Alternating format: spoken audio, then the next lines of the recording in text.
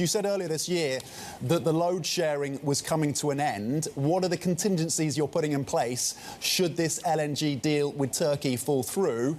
And do you still see an end to load sharing this year?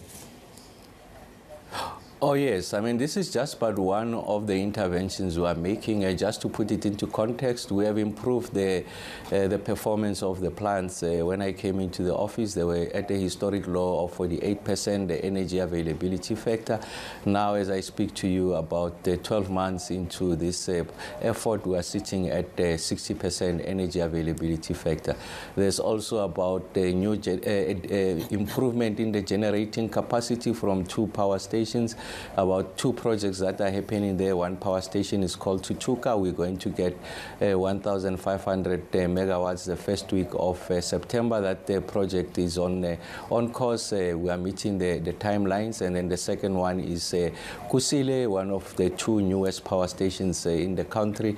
3 units that had been removed off load. They are going to give us an additional 3,200 megawatts. So in the next 4 months or so, we'll get 4,700 megawatts, and that is going to lift the energy availability factor closer to 70%.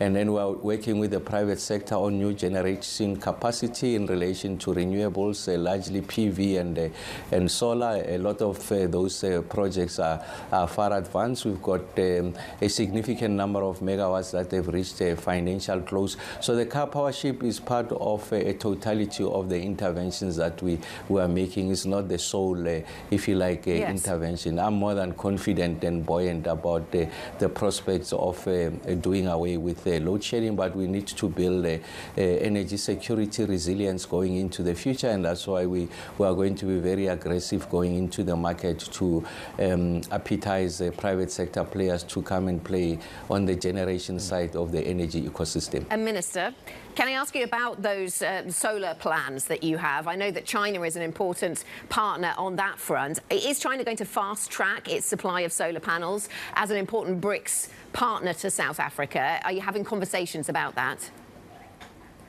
Yes, we're having conversations with major global players across the world. We have had engagement with the major multinationals here in the country, the major European powers, including China to the east. And the conversations are confirming that we should be in a position to build a domestic capacity for us to be able to produce some of these components that are required, solar PV panels, batteries and inverters, and we are creating an environment for foreign investments to lend into the country, because we are able to guarantee supply and see-through of the pipeline of solar renewable energy projects in the country, so we can be able to guarantee demand. And yes, to your question, we are advanced with many players to invest in the country, so that on the back of the crisis we are able to industrialize and create the much-needed jobs.